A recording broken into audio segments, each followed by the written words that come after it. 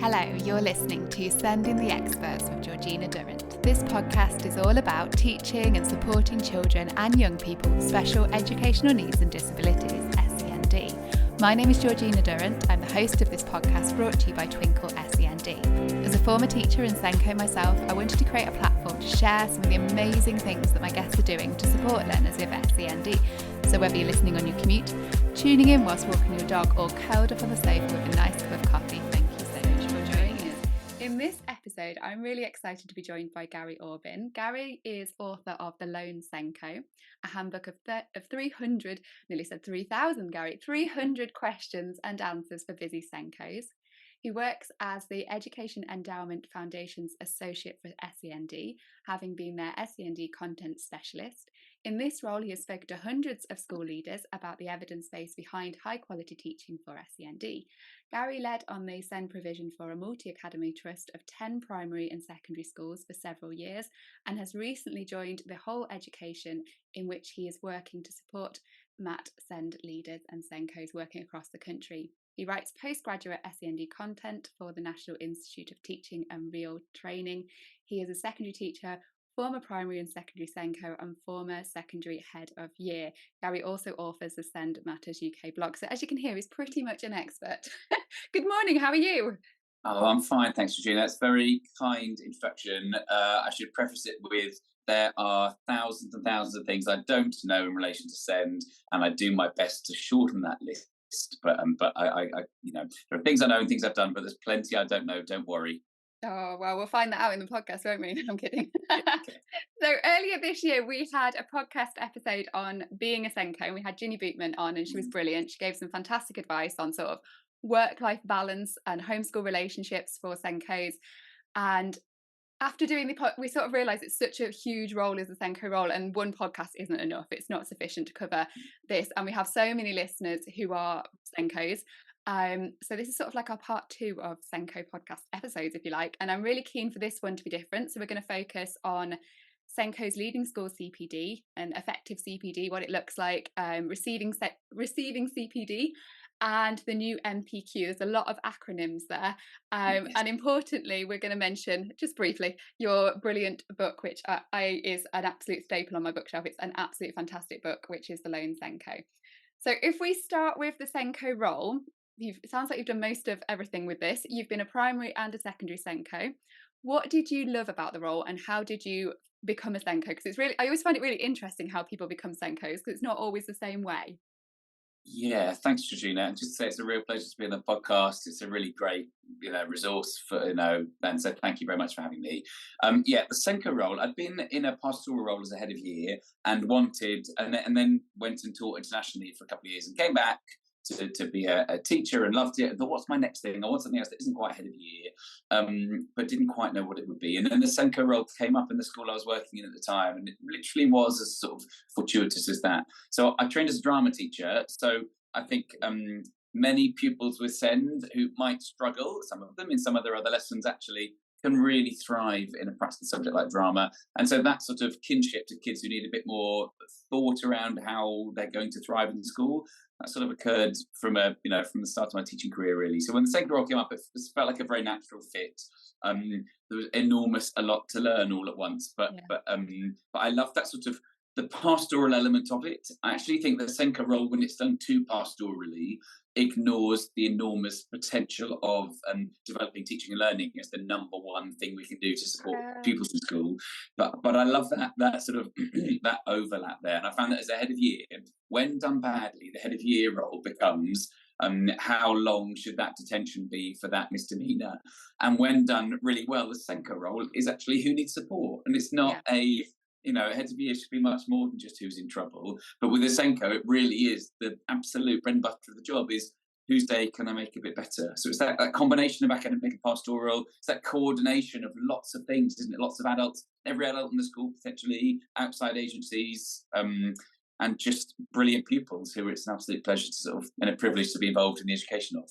Oh, that's lovely as well, because we recently recorded an episode with Frances Akinda, and she was saying that the reason she fell into the role of SENCO was because she did art, she taught art, and a lot of students were sort of thriving, like you said, in drama, they were thriving in art, and that's where she sort of realised her strength with them. So that's really interesting, isn't it? How the I sort of think it's, if you get a room full of Senkos, though, sometimes I say, Senko, Senko, put your hand up if you applied for your role.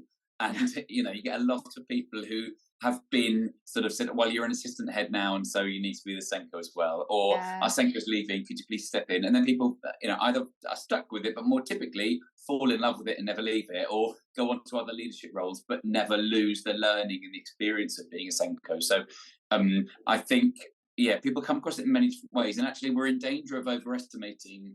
It's very tricky when, yesterday you weren't the Senko and now you are the Senko, and you're expected to have the knowledge and skills and dispositions to be a really great Senko. And that's very tricky, and that's asking a lot on someone all at once. So, if you've talked about CPD within this podcast episode, that feels really, really apt to Senkos who we assume enormous expertise in, and whom it's okay to acknowledge need a lot to learn a lot very quickly. Yeah, because the SENCO role really is about coordinating the SEND provision, isn't it? It's not necessarily that person is the beacon of all knowledge on SEND. They might not be at that point at the start of their career. Yeah, exactly. But they're expected to be sometimes. Yeah. And that's a sort of good thing that colleagues are going, I think this child needs something else, so Senko, can you please help? But actually we get a bit stuck in magic wand territory. So we get a bit stuck, I think, in the teachers and TAs, colleagues in school, including heads, I think, going, Senko, this child's, having a bit of crisis, can you please do something? Or can we solve this problem? Essentially, we get into magic wand, wave your magic wand, and it all will be better. And that, of course, that doesn't appreciate the complexity of children and their needs, and actually that Senkos don't have magic answers. What they have at best is an intelligent trial and error. So, my best bet is, from something I've read, something that worked for another child, some external advice, is let's try this next and keep reflecting on whether it works or not. But teacher, as I said, cannot promise you this is going to work. But this is my best bet, let's try it. And then equally, if we get into magic wand territory, then Senkos are then going, you know what, I don't know this, but I know someone who will have a magic wand, and that's an educational psychologist. And we refer out to that sort of magic wand, frame of mind, and they don't have one either. So again, it's really important that we don't try and imagine that anyone has the perfect answer for every child, but it's about that, essentially assess, plan, do, review as a lived and breathed culture that we have in all our schools and beyond. Yeah, absolutely. And I suppose that empowers teachers a bit more as well into realising it's not all down to the Senko. They too do have some understanding and some knowledge and strategies they can try themselves. Yeah, absolutely. And actually that much of what they might need to do for a child is about high quality teaching. But it's not just about us saying, as Senko saying, high quality teaching, off you go, but actually really supporting and developing them to implement that in their practice for a given child. It's difficult though, not trying to say it's easy. No, absolutely. So when you were first a Senko, what do you know now that you wish you'd known when you were first started being a Senko? And I asked Ginny the same question, so it'd be interesting to see the contrast in your answers. Yeah, okay. I wish I'd been supported more to think about what has impact. Yeah. Because I think it's you can always be busy, can't you? The list is never finished. So you always have to make good, judicious choices as to what's going to make the greatest impact on the children and families you're serving. So, and that's things like, it's not, big one-off CPD events. You put it on to on Wednesday, the 20th of whatever month, I've got an hour. I'm so excited. And actually, it's not big one-off CPD things that's going to develop practice or upskill staff particularly, though it's got a role. Endless forms and getting your paperwork all in a row. I think actually, if I'm trying to make, a child's life in school better tomorrow, it's unlikely that filling in the form is going to be the thing that does that. It might play a part, but actually the impact for work is most likely to be how I support the child, and more impactfully, how I support other adults to support that child. The adults who are with them every day, all day. How can I support them to support that child? And actually, I wish I'd been a bit more reflective when I was a Senko around, is this thing having the most impact that it can? Yeah. And so again, on impact, it's about, well, if I am thinking about engagement of children in the history curriculum in Key Stage 3, or in their maths lessons in Key Stage 2, whichever, actually I can go along and I can, note some things down, tell one kid to sit up a bit, open their book, help them with this and leave. Or I can go in, give a teacher a few strategies and, off we go. And that's great. But actually, if I'm systematically working with whoever leads that area, be it the Key Stage 2 leads or the maths lead in the primary or the head of history in secondary, if I'm systematically and continuously and like in an ongoing capacity working with that adult to lead their provision inclusively, that has far more impact than me just going in and emailing, thanks teacher, please do this and this. That has a role, but ultimately someone else is there to drive outcomes in history. Someone else is there to drive numeracy in primary. And so how am I helping that leader in their role to be inclusive and to think about those people's ascent? So I wish I'd focused a bit more on impact. I wish I'd focused a bit more on, I wish I'd remembered that I don't have a magic wand, that for all those issues and challenges that we take home, because we're frustrated things haven't been sort of solved, and I mean sort of speech mark solved, because children aren't problems to be solved, are they? But challenges that I haven't moved forward that day, actually sometimes that is okay, and sometimes things take a bit longer. So I wish I'd thought about impact and a bit more about teaching and learning explicitly, which is what I spend a lot of time talking about now, about how SENCOs can try and develop a strategy that is about driving teaching learning for people to send, because for me there's no greater controllable factor that we have in schools than how can we support our teachers to be meeting needs in classrooms. Really tricky thing to do. The number one, surely one of the absolute top priorities of a SENCO.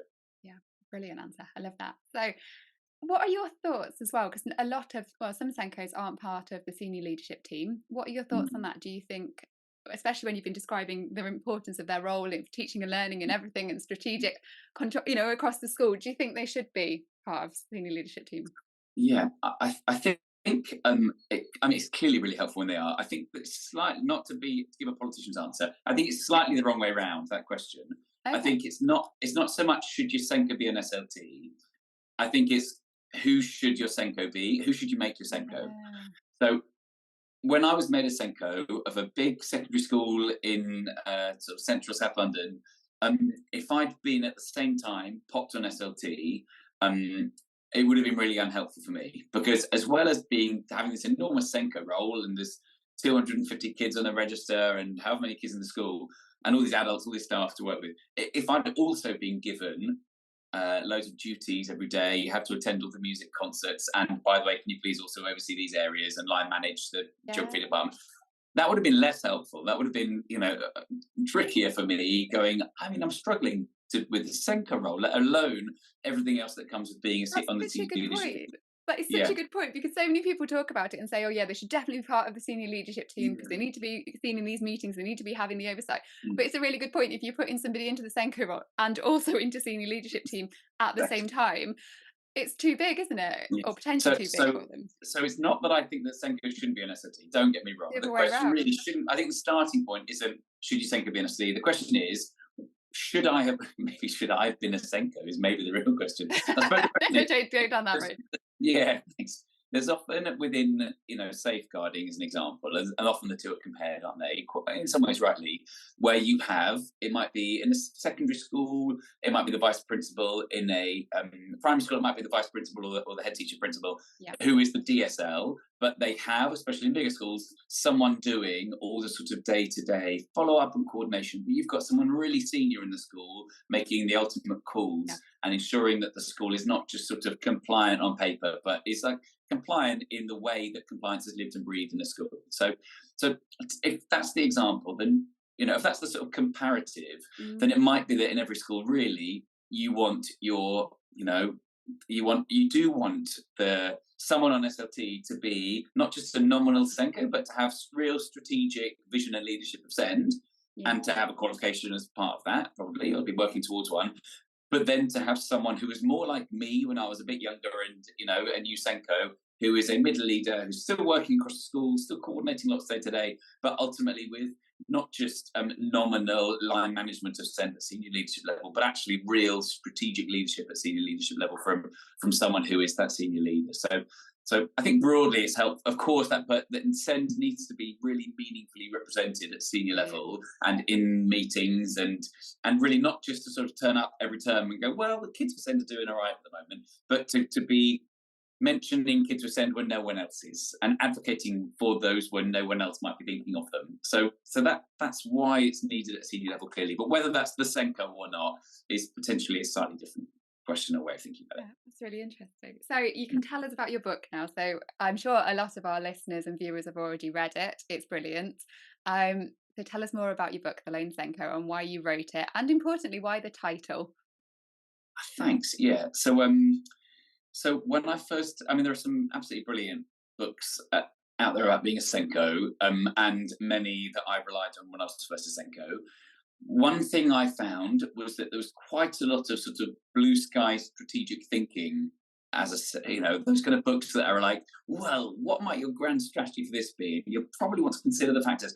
And those are great, and those are really needed. But also, when you're starting as a SENCO, it can be more like, I've got an annual review in 3 weeks' time, and I've no idea what one is, let alone what to do, let alone who to email beforehand, let alone what to ask in the meeting, let alone who to follow up with after. So it's actually blue sky thinking, strategic thinking is great, and there are elements of that in the book.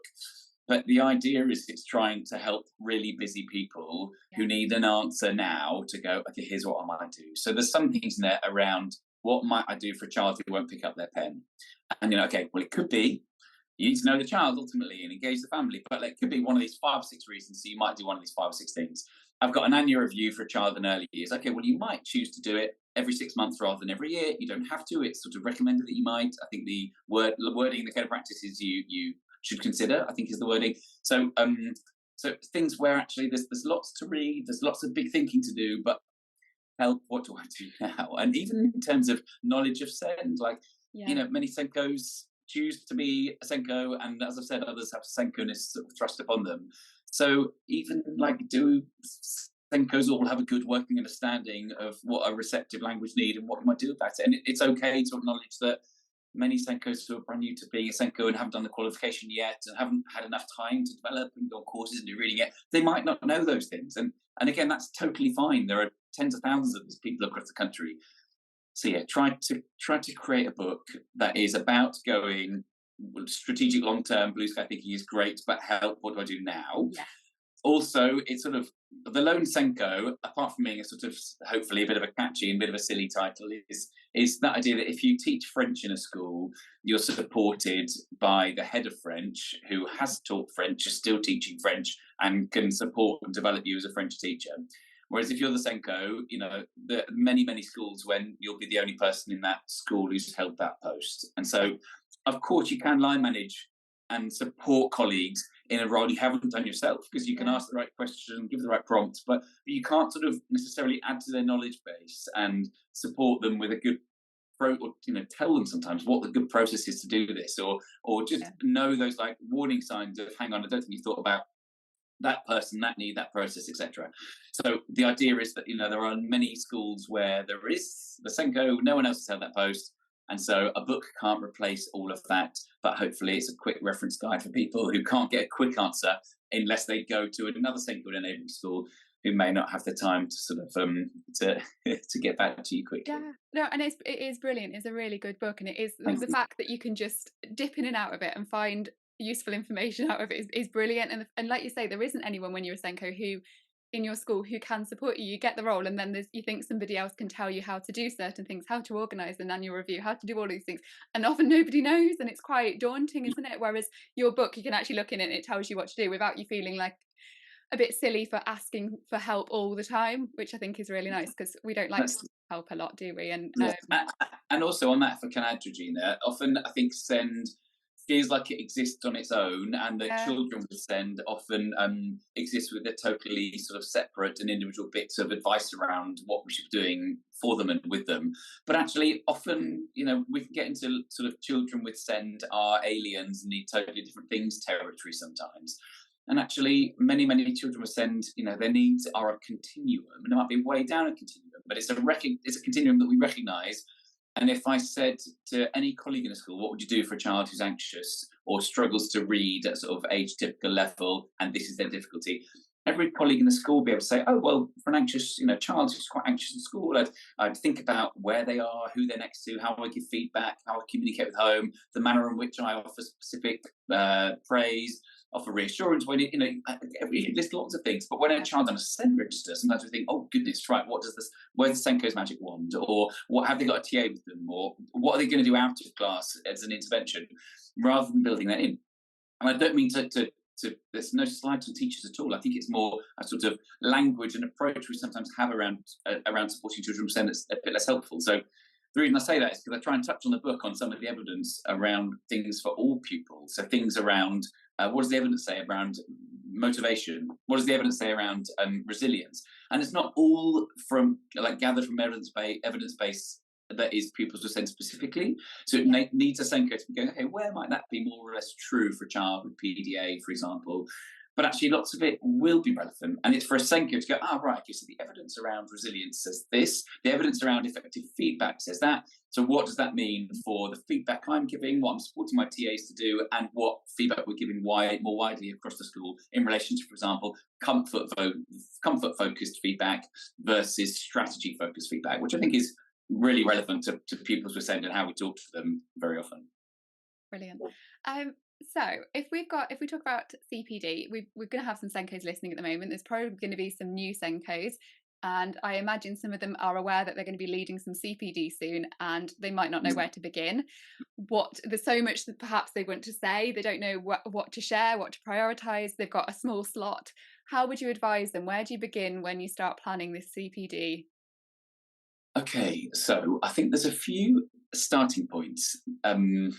I'll speak in headlines a little bit, probably. So one-off things don't make a difference would be sort of headline number one. So, and I've definitely done, many of our autistic kids in the school are sort of struggling to be calm, successful, happy, thriving school. So we're going to do an inset on autism in 3 weeks' time, getting someone in, and that will sort of solve that.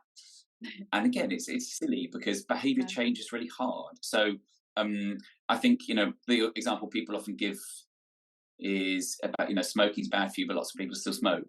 It's not information that's always just needed. It's about behaviour change. So it's not that colleagues won't feel that meeting the needs of autistic kids is important. I've never met a single colleague who didn't want to do a good job for all pupils, but at the same time, how do I build it into my practice? What relevance does it have for my subject or phase? What does that information that I've received in what might be a really good training, how do I filter that down to this individual child?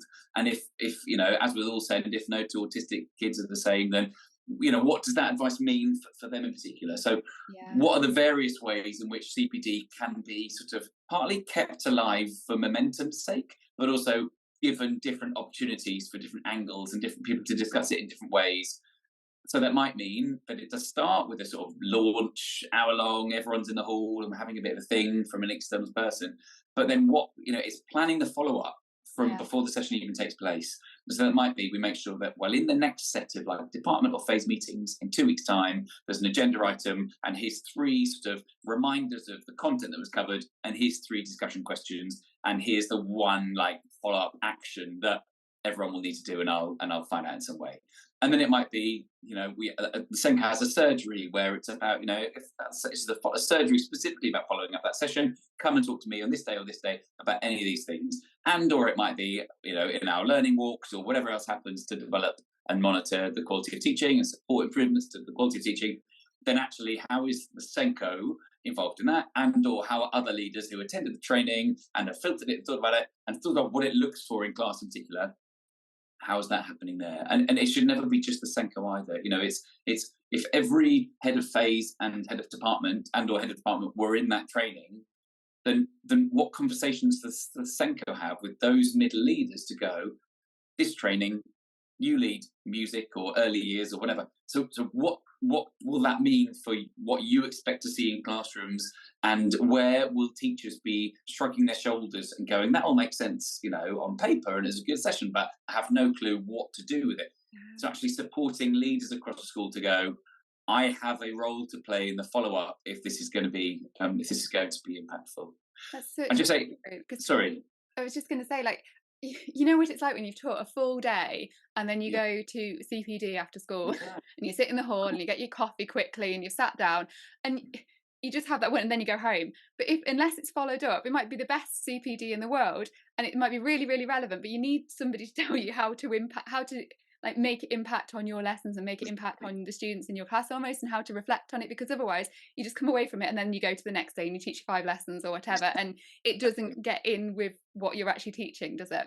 Yeah, and this and thinking about sort of, there can be an attitude to these things from colleagues, totally understandably, which is like, well, it's all right for you, but so if someone has got, a doctorate in autism research and comes and no one at the school knows them, and they come and present on this, and here's the research, and this is what suggests this is useful practice. That's great, but good for you. But I've got 5 lessons tomorrow.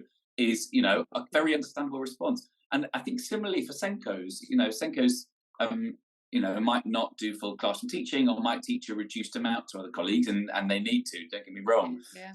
But there can be a bit of a, well, they only teach 2 lessons a day and I teach 6, so good for you, you've got the time to do that planning and thought and reading, but I haven't, so good for you.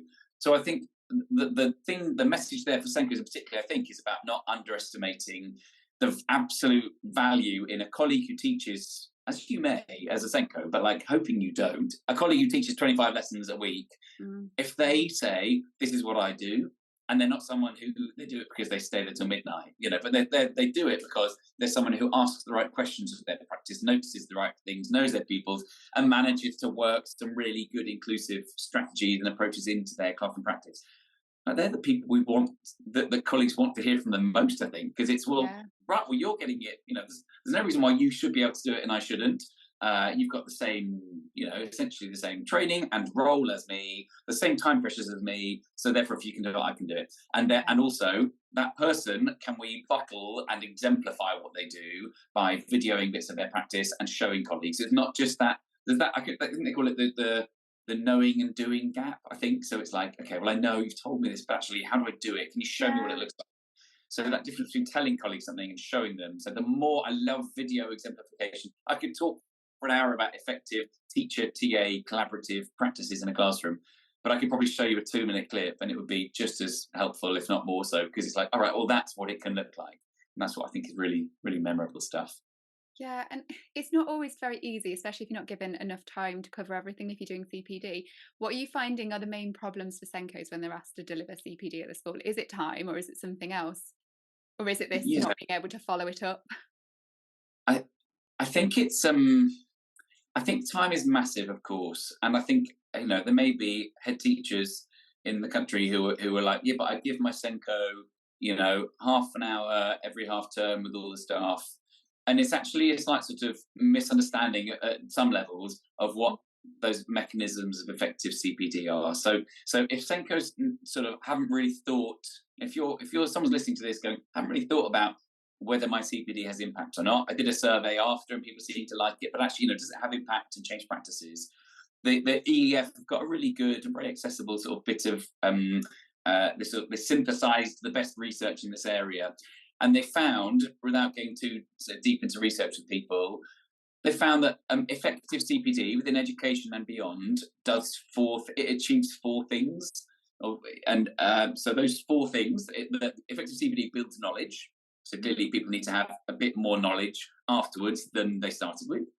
It develops teaching techniques. So it's not just about knowledge, actually supports teachers to get better over time than what they do. It motivates staff. So we, just because I think it's a good idea, or some research tells you, like if people don't think, I don't just mean they're not bothered. I mean, if people don't think it's worth their effort to make the change that you want them to make, then they won't do it, of course, especially when you leave the room. And then it needs to embed practice over time. So I think it's a really good sort of tick list in SENCO's own heads at least, of, all right, this thing I want to change. Firstly, have I identified what I want to change and what I want to be different for these pupils or in adult practice? And then if I'm going to make that happen, I need to make sure that I'm building knowledge, I'm developing teaching techniques, I'm motivating staff, and I'm embedding practice over time. And then within that EEF's guidance report, it's called Effective Professional Development. It's just a Google away.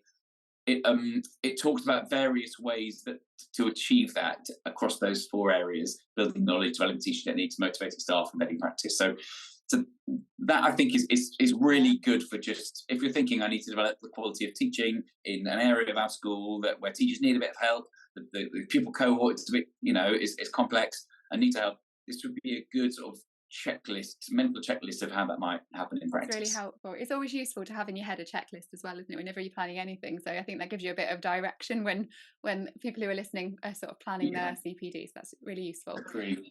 We've spoken about CPD for teachers led by SENCOs, but what about CPD for SENCOs themselves? What do you think the areas SENCOs are perhaps looking to gain more CPD on or need more CPD on? I've said CPD so many times today. Don't worry. Yeah, we'll talk It's in become a acronyms, no word problem. that doesn't feel like a real word anymore. I think, I mean, again, no two Senko is the same, and lots of things. But Mm, really, in answer to your question, I'm thinking, what do people, what don't they teach you? I suppose I'm asking. So yeah. I did my preparation from being you've never been a Senko on Friday to on Monday you're the Senko. Like that level of right, here we go. And then so on day one, but also after Nasenko award as well, actually what aren't you taught? So for me, there are many things. Sometimes like send 101, I just need to upskill myself in terms of the needs of children that we have in the school. So that's like a real thing. But in terms of sort of I think whole school leadership is a massive thing in relation to send. Is Yeah. the work a lot of the work I do with whole education is around what does effective send leadership look like, and how a Senko could, as I said, could be busy all day every day. But what are those things that are impactful?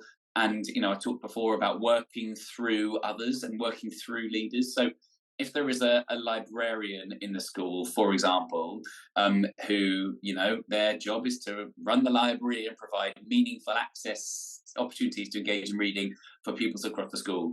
It's not their job to do that for 85% of the school, and then your job as Senko to do it for 15% of the kids in the SEND register. So I think I've forgotten your question there, Georgina. Sorry. So Where sort did of we the start? CPD that the SENCOs are looking to gain themselves. Oh yes, sorry. You're talking No, about I leadership. enjoyed your answer. It got me thinking though Yeah. about what you said about the librarian. It's such a good point that you do almost feel like you're taking responsibility from all subject areas and all areas in school for the children with SEND rather than helping people who have the expertise in that area. Like the librarian will have expertise on which books are the right books and which books children should be reading, and etc. And more than that, I'm not giving them justice, but we need to be empowering them more and helping support them with children with SEND rather than taking it away from them and presuming we can be the expert in all areas of the school.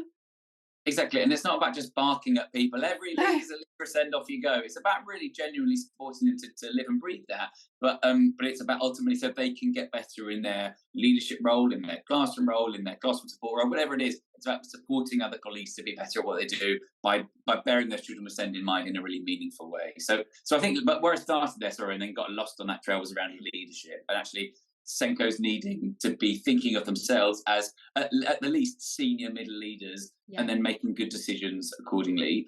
I think around teaching and learning, I know many Senkos in a sort of slightly more potentially old-fashioned model of, here's my corridor, come with me, and we'll sort of have an arm around the shoulder approach. And all pupils need nurture, all pupils need love and care. So I'm not underestimating any of that. But actually, if I still stand by the most impactful thing we can, the controllable things within a school building is about every teacher making good decisions before and during their lessons and after their lessons, then actually I think it needs Senkos to be able to talk the language of teaching and learning a bit, and many can, but where some Senkos can't or don't feel confident as the sort of teaching and learning nut who spends their life reading blogs about teaching and learning and reading Dylan William and, quoting Rosenshine. Not every Senko's explicitly chosen to have that support or been offered that support.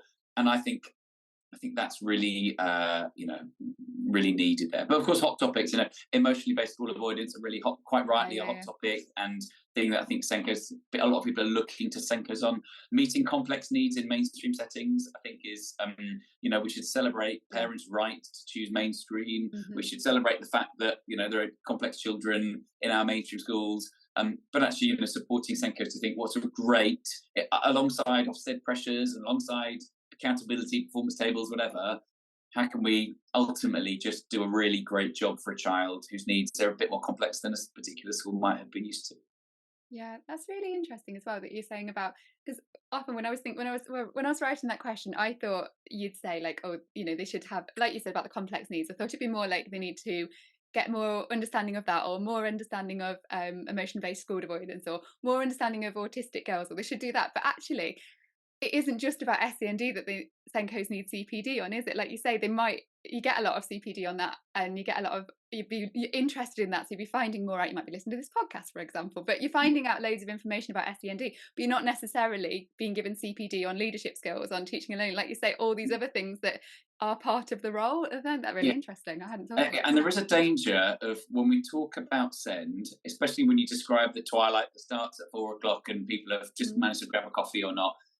There is a danger that when someone stands up and starts talking about SEND, there's a bit of okay. And it's not through any lack of desire for these pupils to do well, but I think it's a starting point of, this is something I don't know about.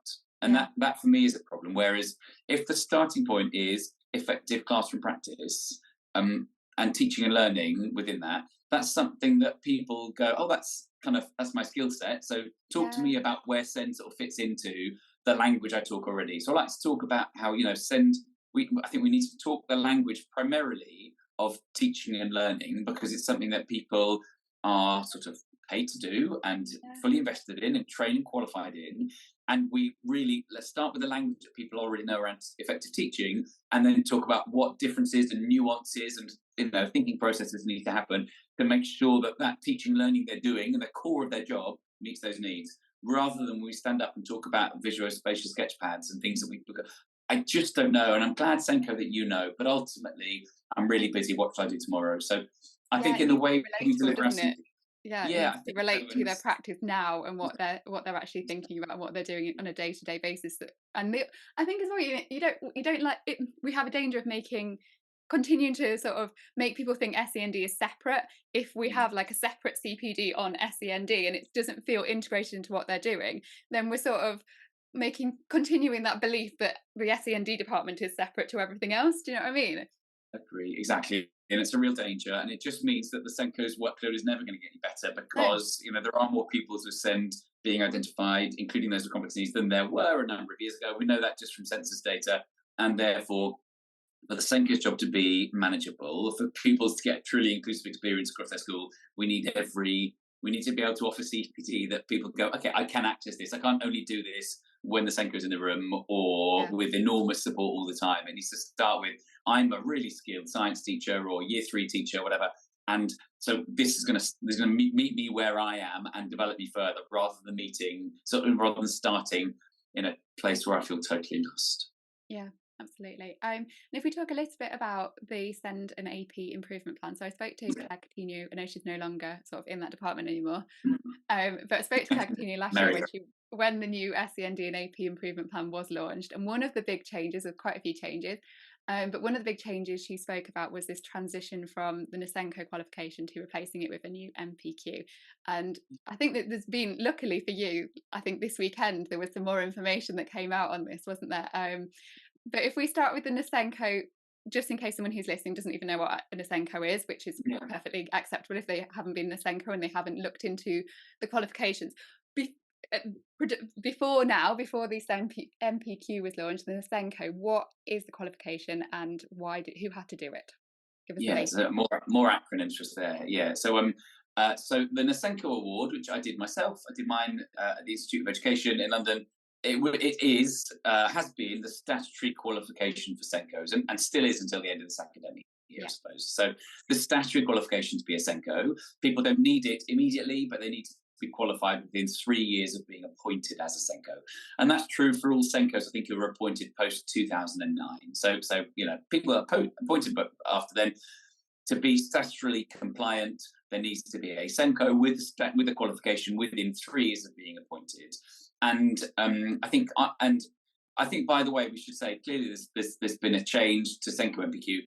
The NSENCO award has been good enough for thousands of SENCOs across the country for quite a few years. So we should acknowledge this is not a starting point of that was awful and this will all be totally magical and wonderful. It was good enough for many of us and helped us to get to where we are today. there's a strong academic focus in the NSENCO award, and I think that is both, a strength. I think it's either a strength or a problem depending on your mindset a bit. So it carries master's credits. I put it towards my own master's. It really helped me to think about academic study and research, and read lots of journal articles, that kind of thing. I think that the criticism of NSENCO is, does it help you to be a really effective strategic leader of SEND, bring you really closer to evidence around teaching and learning, but wider aspects of leading SEND provision as well? And does it help you to be a leader? So if I sort of merge into a bit of talking about SENCO MPQ in answer to your question, Georgina, if that's helpful. It's absolutely fine. I was just thinking the same. You're going to end up talking about the MPQ here, which is fine.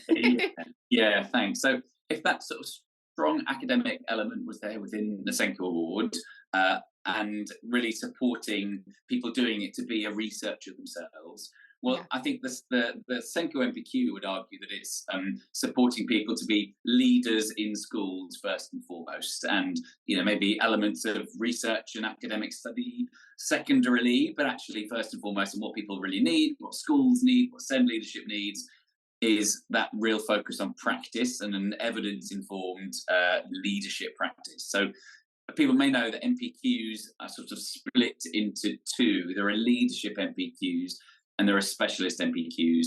And I think many people would expect to see the SENCO MPQ in specialist, but it's not. And I think that's a really interesting decision that's been made. It's in the leadership MPQ sort of suite. So it's sort of saying, we want to align the training for SENCOs with other bits of leadership training in schools, but also we don't want it to be thought of as, and there's the SENCO over there doing their specialist thing. Actually, it's about the coordination and leadership in all elements of the school, with every adult in the school, and with all processes in the school. So there are, 8 strands to it that include things like behaviour, culture, teaching and learning, statutory frameworks. There are bits that are very sort of recognisable, as in, here are your statutory duties, you need to know these, but also bits that are about working within behaviour systems and whole school behaviour systems that may not have featured so heavily, and didn't, in my experience, feature heavily in the NSENCO award. Yeah. So do you have any big concerns with the MPQ? Are you quite happy with it? Do you think it's a good thing? What's your opinion? I think the proof's in the pudding. Yeah. I think, I'm broadly very positive about it, is my answer, and my name's on it, so it would be a bit silly if that is all. So I was engaged as a group of colleagues from across, the sector, in sort of helping to form what some of the frameworks, the statements might be.